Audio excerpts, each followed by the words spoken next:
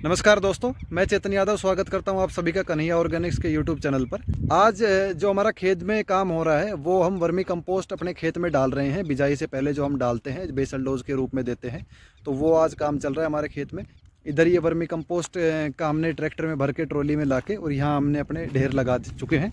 अभी मशीन आएगी दूसरी और वो इसको पूरे को खेत में इक्वली स्प्रेड कर देगा, जिससे कि पूरे खेत में एक बराबर तौर के ऊपर बराबर मात्रा में हर पौधे को वर्मी कंपोस्ट मिलेगा और वो पौधा अच्छी तरीके से अपनी ग्रोथ करेगा।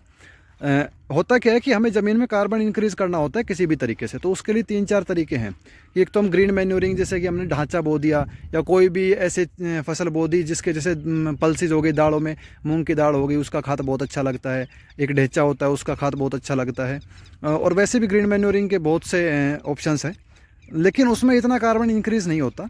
तो दूसरा क्या होता है कि हम गोबर डाल सकते हैं। होता क्या है कि पहले लोगों के पास ज़्यादा पशु होते थे, तो वो 3-4 साल का गोबर इकट्ठा करके जब वो अच्छी तरीके से डिकम्पोज हो जाता था तो वो उसको यूज़ करते थे, तो उसके रिज़ल्ट अच्छे मिलते थे। लेकिन अब क्या है कि धीरे धीरे समय के साथ गोबर का जो अवेलेबिलिटी है वो किसानों के पास कम हो गया है, क्योंकि अब किसान 1 या 2 ही पशु रखता है, तो इतना ही गोबर होता है और वो हर छठे महीने अपने गोबर को उठा के खेत में डाल देता है। अब गोबर कच्चा होता है तो उसमें क्या है कि फंगस भी आती है फिर उसको खाने के लिए, और फंगस जब आएगी तो खेत में फिर वो दीमक की शिकायत होगी और पौधे की जाने की शिकायत आती है कि पौधा जलना स्टार्ट हो जाता है, पौधा मर जाता है। अभी सबसे बेटर जो ऑप्शन हमें लगता है वो वर्मी कंपोस्ट का है, और ये वास्तव में बहुत अच्छी चीज़ है। इसको हम बिजाई से पहले बेसल डोज के रूप में अपने खेतों में डालते हैं। 1 एकड़ में हम लगभग 4 से 5 क्विंटल के बीच में डालते हैं। ठीक है, ये हमारा एक पैमाना होता है डालने का। अभी ये देखिए आप, ये वर्मी कंपोस्ट जो हमारा जो छनाई के बाद जो मोटा बच जाता है, तो हमारे पास तो खुद का प्लांट है, हम खुद वर्मी कंपोस्ट तैयार करते हैं। तो जो A1 ग्रेड का होता है जो छनाई में निकल जाता है उसको तो हम सेल आउट कर देते हैं। बाकी जो बाद में हमारे पास छनाई के बाद मोटा बचता है उसको हम स्टोर करते रहते हैं। फिर जैसे ही हमारी फसल कटती है तो आप ये देखिए वर्मी कंपोस्ट है, अभी ये भी बिल्कुल भुरभुरा हो चुका है, तो ये खेत में डलने के लिए बिल्कुल तैयार है। इसमें क्या होता है, थोड़ी मोटी डलियाँ होती हैं, जैसे ये डली है, ये रही, कुछ लकड़ी के टुकड़े होते हैं, ठीक है, कुछ कंकर पत्थर भी होते हैं जो हमारे गौशाला में पक्की फर्श है तो वहाँ से आ जाते हैं। तो ये छनाई के बाद सारा एक साइड निकल जाता है। अभी हम इनको क्या करेंगे कि पूरे खेत में ऐसे मशीन आएगी और वो क्या करेगी, इसको पूरे को ऐसे पूरे खेत में छिड़क देगी। ठीक है, तो ये हम 1 एकड़ में 5 क्विंटल डालेंगे। उसके बाद हम इसमें जुताई करेंगे अच्छी।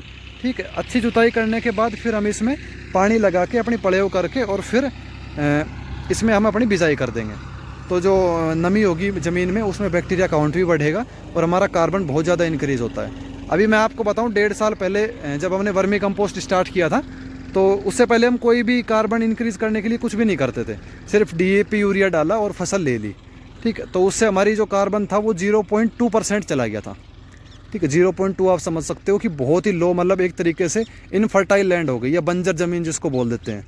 ठीक है, तो इतना चला गया था। अब 1.5 साल से हम वर्मी कंपोस्ट यूज़ कर रहे हैं और आप लोगों की जानकर बड़ी खुशी होगी और मुझे भी बताते हुए बहुत गर्व और आनंद आ रहा है कि अभी हमारी जो ये ज़मीन है, जो ये मिट्टी है हमारी, अभी इसका जो कार्बन है वो लगभग 1.5 के आसपास है। ठीक है, इस बार हमने लैब रिपोर्ट के लिए मिट्टी भेजी हुई है, तो 2 से 3 दिन में वो लैब रिपोर्ट हमारे पास आ भी जाएगी, तो मैं आपको तब बताऊंगा कि लैब रिपोर्ट में क्या डिटेल्स आई है। ये सब वर्मी कंपोस्ट का ही कमाल है। ठीक है, इस अकेली चीज़ के दम पर हमने 1.5 साल के अंदर अपना जो कार्बन है वो 1.5 कर चुके हैं, और आगे भी जैसे 2-3 साल के अंदर हमारा टारगेट है कि हम इसको 2.5 से भी अबोव लेके जाएं। ठीक है, तो ये आप देखिए वर्मी कंपोस्ट का ये ट्रैक्टर आ चुका है। अभी ये इसमें पूरे खेत में खाली कर देगा। ठीक है, और वो वापस पीछे भी एक ट्रैक्टर आ रहा है भर के, उसमें भी वर्मी कंपोस्ट आ रहा है प्लांट पे से। वो मशीन आ रही है एक्चुअली, वो मशीन अभी इसमें पूरे खेत में फैलाएगी। अभी वो आ जाती है फिर मैं आपको दिखाऊंगा कि कैसे वो पूरे खेत में इसको छिड़क देती है, क्योंकि अभी तो ये ढेरियाँ लगी हुई है। ठीक है, अभी इन ढेरियों में ऐसे तो हम बिजाई कर नहीं सकते, और लेबर से इसको फैलवाएंगे तो बहुत ज़्यादा कॉस्ट लग जाएगी। तो ये मशीन है इनके पास, जो बंदे हैं ट्रैक्टर बड़े, यही पूरे खेत में इनको इक्वली स्प्रेड करेंगे। तो मैं अभी आपको दिखाऊंगा कि ये कैसे काम करते हैं। बाकी आप ये देख चुके हैं, पहले इसमें हमने सरसों लगाई हुई थी। ये छोटे छोटे लकड़ी के टुकड़े जो पड़े हैं, सरसों का जो वेस्ट बच जाता है बाद में, जिनको हम कैडिये बोलते हैं, तो वो इनका हमने रोटावेटर की जुताई करके और पूरा उनको काट दिया है। ठीक है, वो उधर ट्रैक्टर देखो खाली हो रहा है, ये ऐसे जैक उठा के ट्रॉली से और थोड़ा थोड़ा खाली करते हैं, आगे चल जाते हैं, इससे पूरे खेत में फैल जाएगा। अभी ये देखिए ये मशीन आ गई। अभी ये मशीन इसको पूरे को फैला देगी। मैं पास जाके आपको दिखाता हूँ। वहाँ बहुत ज़्यादा मिट्टी तो उड़ रही है, लेकिन मैं आपको दिखाऊंगा पास जाके कि कैसे पूरे खेत में वो फैलाएगी।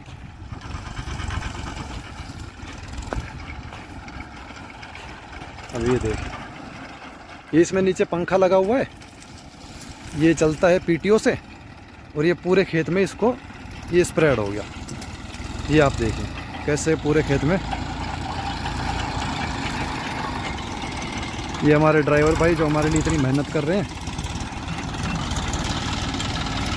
ये देखिए, ये नीचे जो ब्लेड है ये इस पूरे को फैला देगा। अभी ये देखिए, ये ढेर था, अभी ये पूरा फैल चुका है।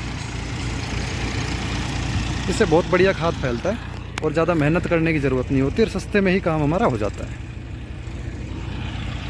तो दोस्तों, आशा है कि आपको वीडियो अच्छी लगी होगी। अगर वीडियो अच्छी लगी हो तो लाइक करना, चैनल को सब्सक्राइब करना और हो सके तो शेयर भी कर देना। तो इसी के साथ आज के लिए बस यही वीडियो। धन्यवाद।